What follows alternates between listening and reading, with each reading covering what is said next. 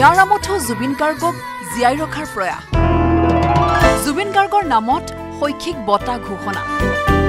পাঠশালাৰ আনন্দৰাম বৰুৱা একাডেমীৰ প্ৰশংসনীয় পদক্ষেপ জুবিন গাৰ্গৰ নামেৰে জুবিন গাৰ্গ শৈক্ষিক বঁটা ঘোষণা কোটি কোটি জনতাক শুকৰ সাগৰত পেলাই চিৰদিনৰ বাবে আঁতৰি যোৱা অসমৰ স্বাভিমান হিয়াৰামঠু বৰেণ্য সংগীত শিল্পী জুবিন গাৰ্গৰ নামত শৈক্ষিক বঁটা প্ৰদান কৰিব নামনি অসমৰ অন্যতম ব্যক্তিগত খণ্ডৰ শিক্ষানুষ্ঠান পাঠশালাৰ আনন্দৰাম বৰুৱা একাডেমী জীয়াই থকা অৱস্থাতে 2018 চনত শিক্ষানগৰী পাঠশালাৰ আনন্দৰাম বৰুৱা একাডেমীয়ে সৰ্বোচ্চ সন্মান আনন্দৰাম বৰুৱা বঁটা আগবঢ়াইছিল জুবিন গাৰ্গক এতিয়া প্ৰিয় শিল্পীগৰাকীক মৃত্যুৰ পাছত সকলোৰে মাজত জীয়াই ৰখাৰ উদ্দেশ্যে হাইস্কুল শিক্ষান্ত আৰু CBSEৰ 10ম শ্ৰেণীৰ শীৰ্ষ স্থানপ্ৰাপ্ত শিক্ষাৰ্থীলৈ আনন্দৰাম বৰুৱা একাডেমীয়ে জুবিন গাৰ্গ নামেৰে জুবিন গাৰ্গ শৈক্ষিক বঁটা ঘোষণা কৰিছে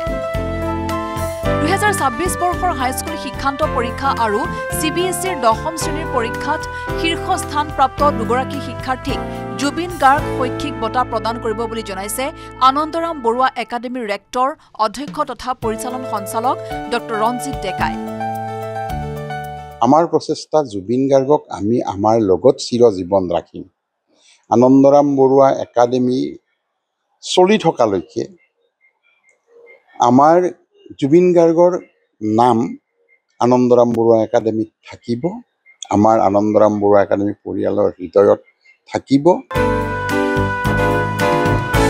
মহানায়কগৰাকীৰ স্মৃতি যুগমীয়া কৰা আৰু তেওঁৰ প্ৰতি শ্ৰদ্ধা জনোৱাৰ উদ্দেশ্যে এই বঁটা প্ৰতি বছৰে প্ৰদান কৰাৰ কথাও ঘোষণা কৰে ডক্টৰ ডেকাই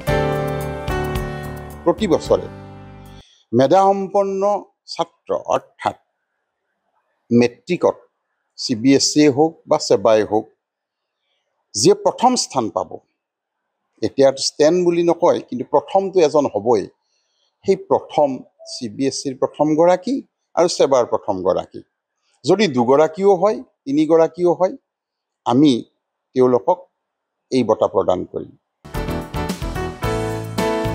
এই বঁটাত থাকিব গামোচা প্ৰশস্তি পত্ৰ প্ৰতীক পত্ৰৰ লগতে নগদ 50,000 টকা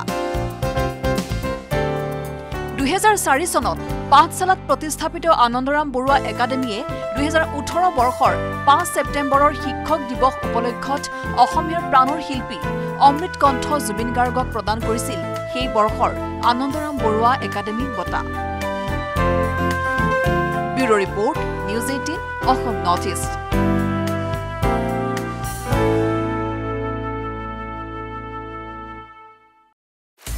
আপুনি বিচৰা বাতৰি পাব কেৱল নিউজ 18 এপত নিউজ 18 এপ ডাউনলোড কৰিবলৈ স্ক্যান কৰক এই QR কোড